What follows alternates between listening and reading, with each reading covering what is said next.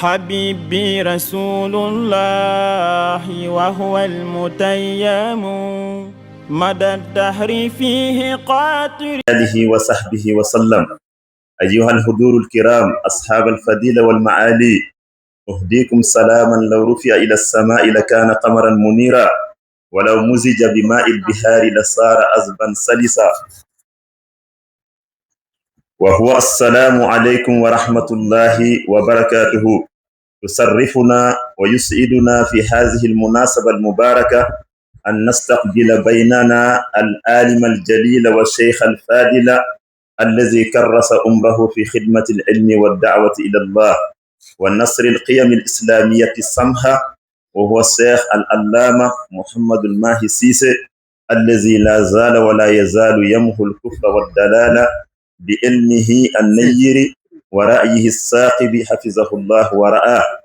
من عرف الشيخ العلامة محمد الماهي سيسي فقد عرفه في ميدان العلم والجود والكرم، وهو بحر العلم الذي لا ساحل له.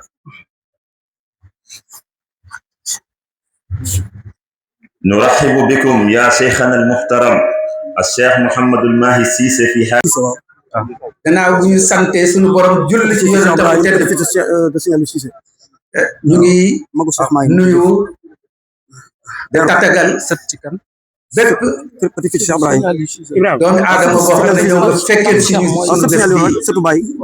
bés bi nga xam ne dafa nekk bés bu bokk ci bés yi gën a màgg yi nga xam ne ñu ngi koy organiser fii ci Latmingué bii nekk nag 2e édition bi da jiital kon ci nuyu bi madame le préfet de Guinguinéo, le sous-préfet de l'arrondissement de Koumbal, da ci teg Cheikh gan bi nga xam ne moom ñu war a defal waxtaan bi nga xam ne moom moo indi daje bi waaye nag da ci tegi tamit monsieur le maire de la commune de Latmingué nga xam ne taxawaayam gis nañ ko te ba loolu moom moo tax ba yëf yi mel nii mu mel nii tey. yàlla beneen yoon ci turu sëriñ bi di Cheikh Baye Bachir Cissé, xam naa ne ñu ci bëri fii ci dëkk bi mi ngi fi doog a ñëw mu ñëw fi ci turu waajuram di sëriñam di Cheikh Mouhamadul Mahi Cissé nekk porte-parole bu Medina Baye Niass. kii mu leen yónneel nag ndaw la ci at waaye alhamdulillah ci sant yàlla beneen yoon di ñaan yàlla def ko mag mu barke. kii mu leen yónnee sët la ci Cheikh al Islam El Hadj Ibrahima Niass, maamam mooy Cheikh Ahmad Tidiane Niass, moom moo jur yaayam mi ngi tudd Zeyda Nafi Niass. waaye juróom bu góor Baye Bachir Cissé nekk doom ci Seydi Aliou Cissé, donc dafa tibb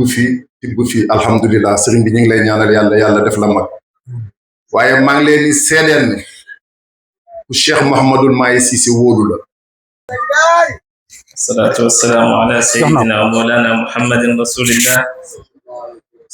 سيد الأولين والآخرين وعلى آله وصحبه ومن استنى بسنته واهتدى بهداه. سبحانك لا علم لنا إلا ما علمتنا إنك أنت العليم الحكيم. رب اشرح لي صدري ويسر لي أمري واحلل عقدة من لساني يفقه قولي. يا همة الشيخ احضري لنا بهذا المحضر ولتعطفي بنظرة تأتي لنا بالظفر. السلام عليكم ورحمة الله تعالى وبركاته. mbokk yi ñu ngi leen di nuyu di jiital ci nuyoo bi kilifa yu tedd yi nekk fii, sous-préfet ak soxnaam ak ñi ma àndal, di nuyu monsieur le maire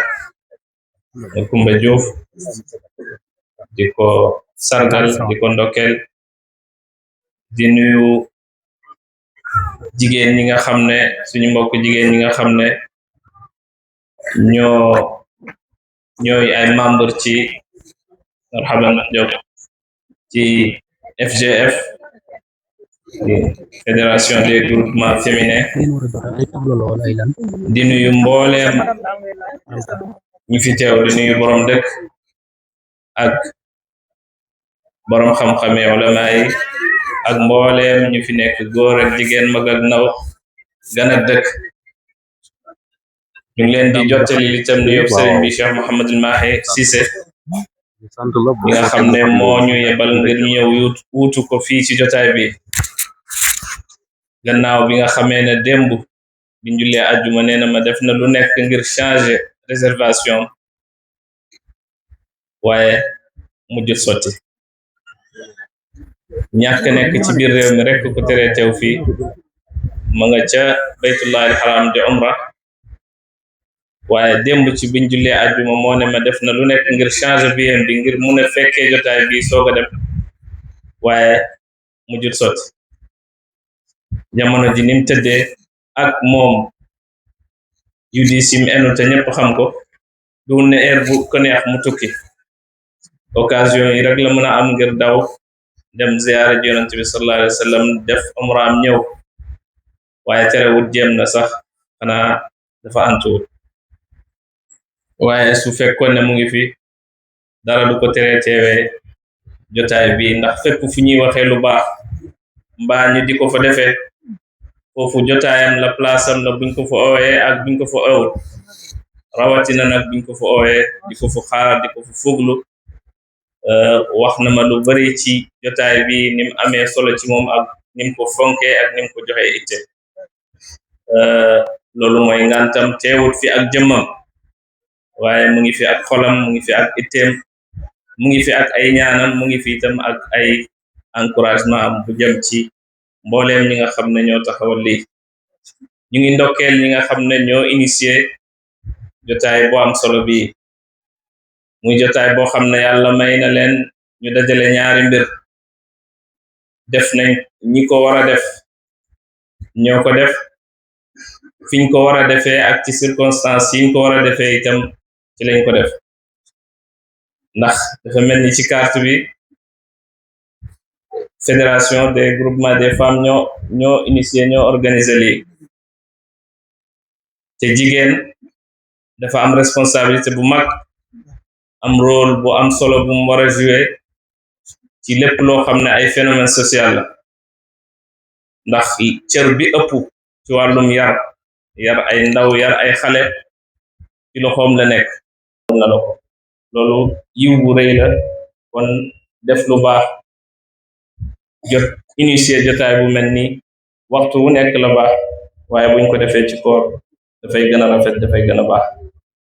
thème bi ñu wax mooy l'usage malveillant des réseaux sociaux causes conséquences et solutions muy thème boo xam ne comme ni ko modérateur bi waxee thème d'actualité la ndax réseaux sociaux dafa bokk léegi ci vie quotidienne wu ñi ëpp ci nit ñi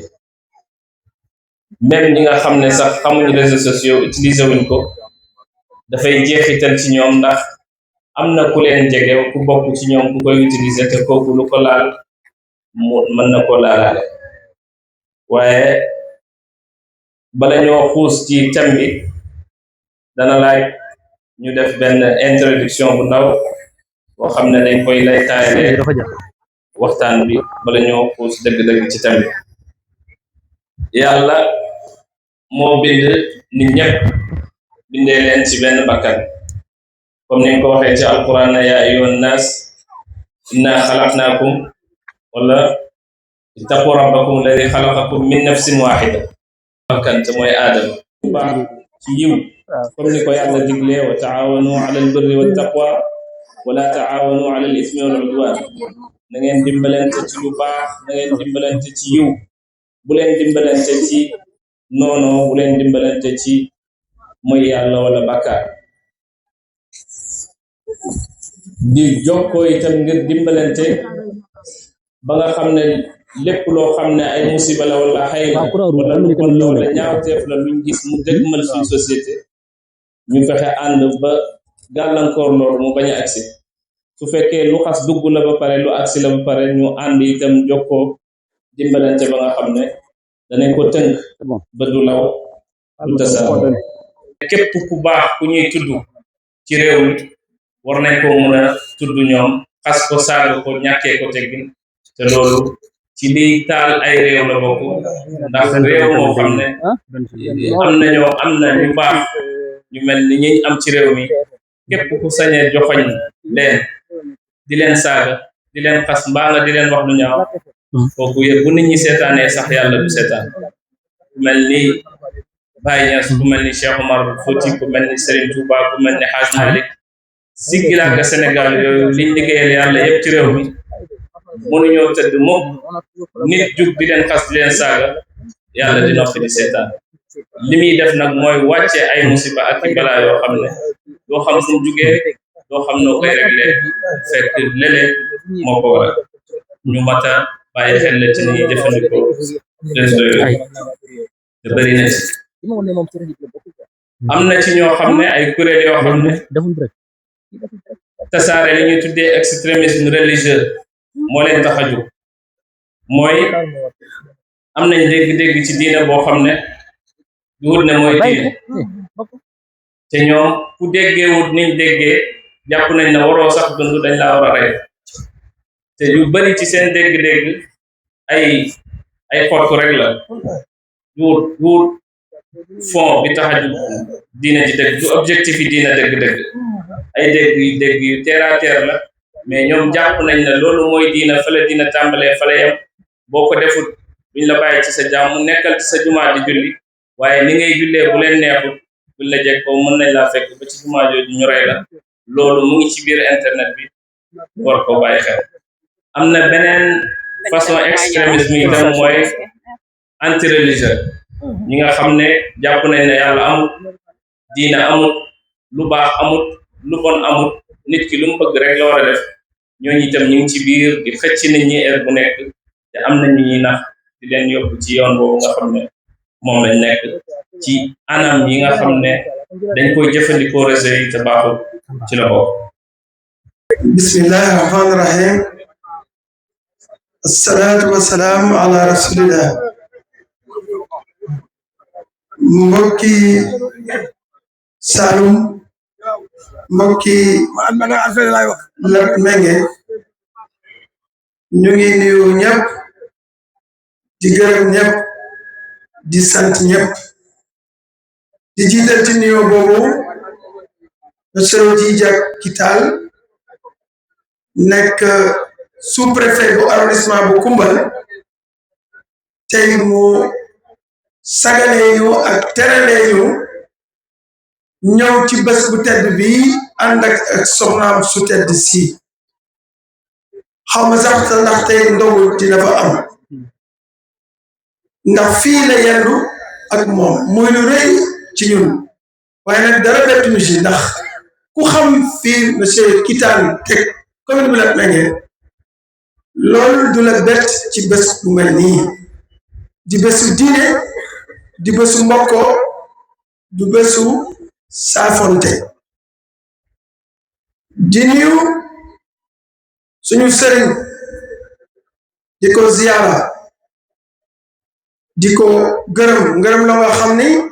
am na fu mu dooree waaye amul fu mu yem moom Cheikh Baye Bass Cissé nga xam ni njaboot la ci suñu sëriñ Cheikh Mouhamadul Mahi Aliou Cissé nga xam ni waxuma la kenn la ci Saalum du ma ne kenn la ci Medina waaye dama naan kenn la ci Sénégal yàlla xéewale ñu ko yàlla sedd ñu ko ñun waa Kaolack gàllankoor waaye bu jàmm ndax yoonu umra ku nekk xam nga ne yoonu jàmm la dab ko waaye ci programmation bu changé ci volam ba démb la décision bi am waaye ku la yebal njabootam yebal la soxnaam kooku jaral ñu lay wax ne ñëw na kon Cheikh Baye ñu ngi lay kontaane di la jox kaddu di la jox yóbbante kaddu nuyoo kaddu ziyaara kaddu ngërëm ci Cheikh Mouhamadul Mahi Aliou Cissé waaye it suñuy ñaan suñu yos nag yeggul fa yosam yegg waaye ñun njaboot gi de ñu ngi koy ñaanal yàlla fi yàlla def mu gën fee wér gën fee gudd fan càkkuteefam ci diine ji ak ci fayda bi yàlla mottali ko ci la wax ni boo demee ne ko jàpp nañ ne moom moo teewoon di nuyu suñu mbokk yi nga xam ne ñoo fi teew yépp kilifa diine yi ñoom ñëpp ñëw nañ ñu jéggal ma guddee bi bañ a lim bi di nuyu ñi nga xam ne ñoo fi borom yi xam-xam sëriñu daara yi di nuyu borom dëkk yi di nuyu membre conseil municipal bi yépp di wax ne mboolem ku fi teew rek gis nañ la moo xam waa Kaolack moo xam waa Kër Bakka moo xam commune yi ci département bu Kaolack yépp fu ci waay jóge ñëw rek gis nañ la ràññee nañ la waaye dama bëggoon beral nuyoo nag suñu xarit suñu doomu ndey suñu mbokk Alassane Mbaye nekk maire bu Porokhane suñu dëkk ba ñun ñëpp nee naa ko ñun ñëpp yaay suñu maire ndax am maire wala doon maire solom mu ngi yem ci nekk maire bu Porokhane wala nga ne maire Touba wala nga ne li nga xam ne c'est la course aux vues li ma tuddee la course aux vues ku bëgg a bëri ay vues sax mbir mu safaanu bu ngeen ko seetloo ngay dugal pour ñu bëri seet ko pour nga am ca ay vues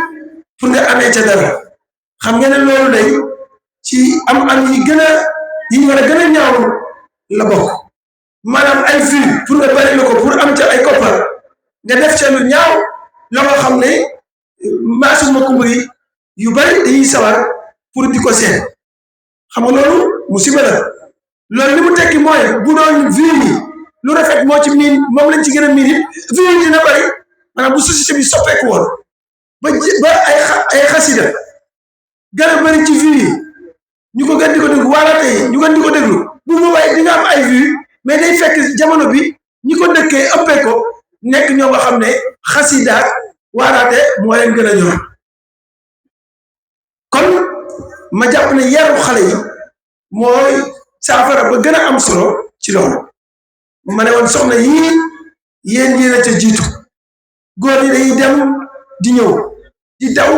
di dem di ñëw léeg-léeg bu ñu ko bëggee sax yar bi léeg-léeg jafe na leen autorité parentale daal am nañ ko waaye tegtal yi ci jigéen ñi la ëpp ndax yéenay nekk ak xale yi kon man sama contribution loolu la woon wax ne maa ngi leen di interpeller ci loolu ngeen gën a bàyyi xel ci yar xale yi ci moytu loo leen lu jëm ci jëfandiku bu ñaaw lu jëm ci wax ju ñaaw lu jëm ci comportement bu ñaaw moytu loo leen aussi ñuy dugal ci réseaux sociaux yi jëfandiku bu ñaaw ak wax ju ñaaw ba nga xam ni ñun suñu gox dina jéem a mucc ca loola ndax ñun bu ñu sañoon nag nit ñëppay baax waaye bu ñu sañoon kenn du leen gën ñi nuyoo mboolem yëpp di jiital ci nuyoo bi monsieur le maire de la commune de Latmingué ak naataango maire mi fi daje yëpp monsieur le maire de la commune de Porokhane monsieur le maire de la commune de Kaolack ak monsieur le maire de la commune de en tout cas monsieur le président du conseil départemental de Kaolack di nuyu tous les élus les adjoints au maire di nuyu chef de village ak mboolem yëpp di nuyu sëriñ bi ci xam-xam bi mu fi génnee tey macha allah jàng nañu lu bëri ci discours bi mu développé thème bi macha allah def na historique bi dugg na ci fépp foo xamante ne war na faa dugg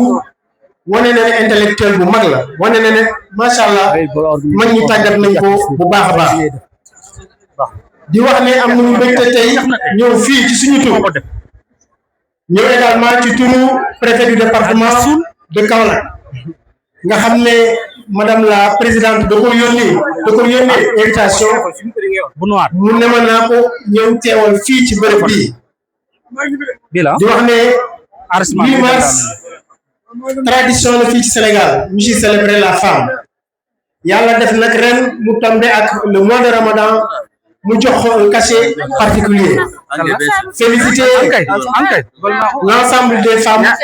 de l'arrondissement de Koumbal bi ma ñëw dama wax monsieur le maire ne ko dinaa profiter ci tribune bi wax ak les femmes de votre commune mais wax également avec les femmes de l'arrondissement parce que tey yàlla def na fii mooy chef-lieu de l'arrondissement des femmes tey fii mooy capitale jigéenu arrondissement yi Koumbal yëpp loolu nag ñu ciy gërëm monsieur le maire di si gërëm jigéen yëpp. Merci beaucoup. Effectivement, cette année, ce 7 mars 2026, nous venons de célébrer la deuxième édition de la conférence religieuse annuelle de la Fédération des groupements féminins de la commune de Latmingué, dirigée par Madame Ami Ndaw Tall, par ailleurs première adjointe au maire de Latmingué et qui travaille en parfait tandem avec sa sœur, une femme qui incarne le leadership féminin, Madame Hadi Wouli Diabon, de son nom Diatou Diabon. Alors, cette deuxième édition a eu comme thème l'usage malveillant des réseaux sociaux, causes, conséquences et solutions. Donc, un sujet d'actualité. Pour le commun des observateurs, ils pouvaient penser que c'est un thème lié à la modernité, lié au vécu des Sénégalais et pas forcément à la religion. Je parle du commun des observateurs. Mais ce serait une erreur. Pourquoi? Parce que on parle d'un usage malveillant. On ne parle pas des autres pays. On parle de notre pays, qui est un pays avec un taux extrêmement important de musulmans. L'éducation musulmane, vous le savez, maîtrisée et appliquée, devait même suffire pour être un frein pour éviter à nous musulmans cet usage malveillant. Mais pourtant, on en parle dans ce pays. Donc ça veut dire que quelque chose ne cloche plus, quelque chose ne marche pas et qu'on devrait arriver à remettre les choses à l'endroit parce que c'est comme si les choses sont à l'envers. Aujourd'hui, Cheikh Mohamedou Mahi Aliou Cissé, imam, par ailleurs porte-parole de Medina Baye, avait accepté de nous faire l'honneur de faire cette communication. Hier, au dernier moment, pour des questions de planification d'un vol pour la Umrah, on lui a notifié son départ imminent. Et c'est hier seulement, donc la veille de la conférence, qu'il nous a expliqué ça en le regrettant et en nous envoyant, on va dire, sa famille. Aussi bien son fils, Cheikh Baye Bassirou Cissé, et son épouse. Cheikh Baye a présenté de manière très pédagogique le thème en revenant sur des illustrations. Les causes, il a montré que C'est pour chercher à satisfaire cette soif de partage d'informations, de communication, que le monde moderne a fait recours ou a créé le numérique, a créé les réseaux sociaux. Il a donné beaucoup d'exemples pour dire que c'est pour satisfaire un besoin. Parce que la personne n'existe que dans la communauté. On parle d'une personne que dans une communauté. Même l'islam nous enseigne l'intérêt d'être en communauté. Il dit rester comme des objets liés et ne vous séparez point. Donc, ça montre l'importance de l'unité. Il dit Adjama'atu Rahma. Il dit la communauté, c'est source, on va dire, de bienséance ou de bonheur, ou même, on va dire même de bienfait.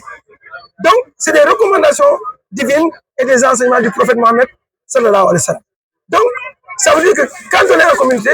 on a besoin de partager. Mais les populations sont telles que, et la modernisation, la globalisation du monde est telle qu'on ne peut plus être à un même endroit pour échanger. On a besoin d'échanger partout où nous sommes. Donc, il a montré, ça c'est pour résumer, que c'est pour satisfaire cette soif de communication qu'on a assisté au développement des réseaux sociaux. Quelles conséquences? Des comportements souvent répréhensibles, des comportements déviants, des comportements regrettables. Alors que l'usage de ces réseaux sociaux pouvait être fait, certains d'ailleurs le font, avec une dominante positive, c'est-à-dire utilisé à des fins utiles. Éviter les dérapages, alors que maintenant, comme je le disais tout à l'heure dans mon propos pendant la conférence, on a la course aux vues. La course, ce que j'appelle la course aux vues, c'est pas pour publier ou pour communiquer positivement. C'est pour communiquer sur des questions déviantes, des questions très mondaines, des questions très peu utiles à la société, des questions qui ne font que distraire la communauté. En général, ce sont ces phénomènes qui sont les plus suivis, malheureusement. Alors qu'on peut apprendre, on peut se former, on peut s'enrichir en information et en connaissance en utilisant ces réseaux sociaux. Quelle solution? Il l'a dit, il a évoqué beaucoup d'aspects, beaucoup de questions, mais la compréhension, c'est que j'allais le résumer à un retour à nos valeurs. D'abord, nos valeurs, j'allais dire traditionnelles. Avant même la religion, nous sommes un peuple de refus. Nous sommes un peuple de valeurs sociales. Mais on a une crise de ces valeurs. Et c'est ça, ça a contribué à la situation que nous sommes en train de décrire. Parce que ceux qui le font sont dans des ménages, sont dans des familles. Si c'est les jeunes, ils ont des pères et des mamans. Si c'est des plus âgés, ils ont des guides religieux et j'en passe. Bref, il ne manque pas de référence. Donc, ça veut dire qu'il faut qu'on fasse un retour à nos valeurs cardinales. Les valeurs cardinales de notre société. Laquelle société? C'est la société sénégalaise. Parce que ça nous empêcherait de nous faire emporter, de nous faire avoir, de nous faire influencer négativement par les réseaux sociaux. Ça, c'est un aspect. Un autre aspect, c'est qu'on retourne aussi à une pratique plus orthodoxe, plus respectueuse des enseignements de notre religion. Parce que si, en dehors de ces valeurs qui sont intrinsèques à notre société, on est musulman, on s'inspire davantage, on tend, je sais qu'on y arrivera peut-être difficilement, mais on tend vers la perfection en évitant les comportements déviants, regrettables, répréhensibles, interdits, et en nous orientant de plus en plus vers des comportements de meilleure qualité, plus valeureux. On pourrait également réduire, très significatif, pour ne pas dire annihiler, les effets néfastes de ces réseaux sociaux. Donc, quelque part, voilà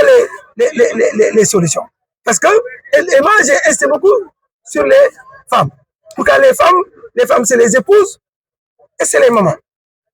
Dans l'éducation familiale des plus petits, en général, c'est les femmes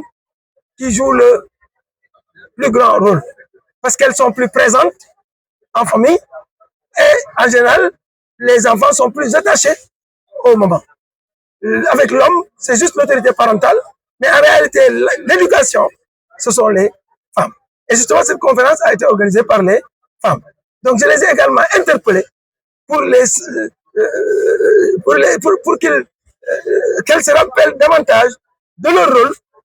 et qu'elles travaillent à davantage l'assumer. Parce qu'elles nous aideraient alors à régler le problème que nous posons actuellement. Oui, tout à fait. Parce que cette conférence, annuellement, je dis, elle est organisée par des actrices de développement. Ces actrices de développement, c'est les groupements de femmes. Un acteur de développement,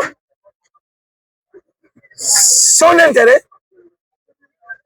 c'est l'action, comme on dit. Ce qui le préoccupe, c'est l'action. C'est l'action utile, l'action économiquement utile. Donc l'année dernière, je l'avais dit, comme c'est une conférence religieuse,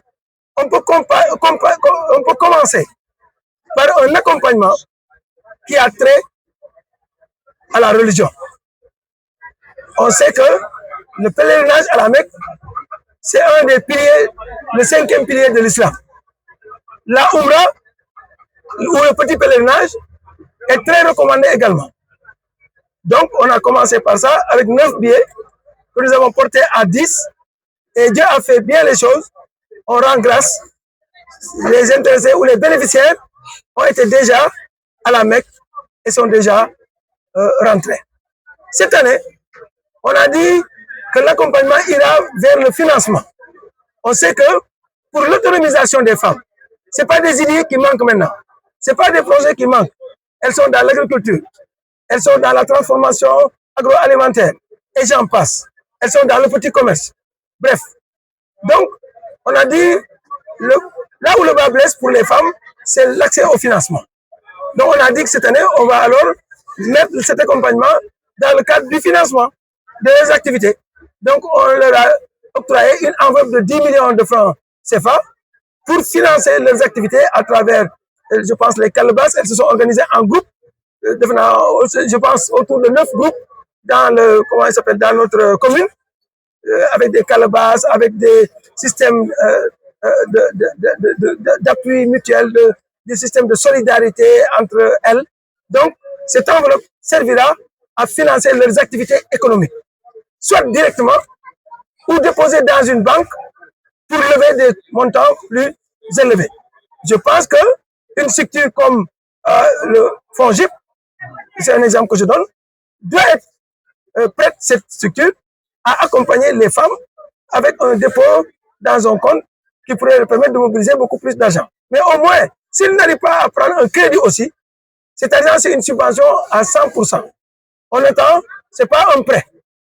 On leur offre ça, ça leur permettra d'investir et de peut-être d'avoir un retour sur investissement, puisque ce n'est pas un prêt. Donc voilà ce qui nous a poussé à leur faire cet appui.